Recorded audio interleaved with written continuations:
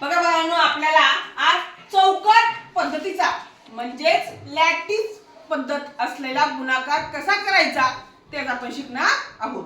या पाठीमागे आपण साधा गुणाकार करायचा शिकलेलो आहोत, पण आज आपण काय शिकणार आहोत? लॅटिस गुणाकार. बघा आता 37 गुणिले 4 हा लॅटिस पद्धतीने आपल्याला गुणाकार करायचा आहे. अजून काय करायचं आपल्याला माहितीये का?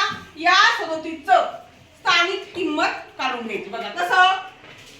या 37 मध्ये 7 ची किंमत किती आहे? 7 आणि 3 ची किंमत किती आहे? 30. बरोबर.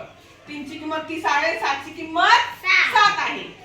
आता 30 अधिक 7 लिहिले की नाही? आता काय घ्यायचं पुढे बघा. आता चौक टाकून घ्यायच्या. याप्रमाणे चौक टाकून घेतलं का? नंतर कोणती क्रिया करायची आपल्याला? गुणाकार. कोणती करायची? गुणाकार. मग गुणाकार करायचं म्हटल्यावर आपल्याला गुणाकाराचं चिन्ह द्यावं लागेल. आता 30 या ठिकाणी लिहावे लागतील आणि हे 7 या ठिकाणी. आता कोणत्या अंकाने गुणायचंय रे? 4 ने. मग 4 या ठिकाणी खाली लिहून घ्यायचे आणि आता काय करायचं? गुणाकार करायचं. कसं करायचं बघा. 4 ने 30 ला गुणायचं. 4 0 0 4 त्रिक 12. किती उत्तर आलं? 30 गुणिले 4 120. आता या 4 ने 7 ला गुणायचं. 4 7 28. आता आलेल्या दोन्ही गुणाकाराची बेरीज करायची. कशी? 120 अधिक 28.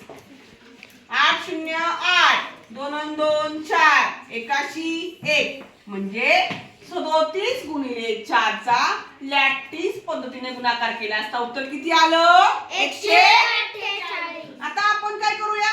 साध्या पद्धतीने गुणाकार करून बघूया. इतकंच येतं का बघा.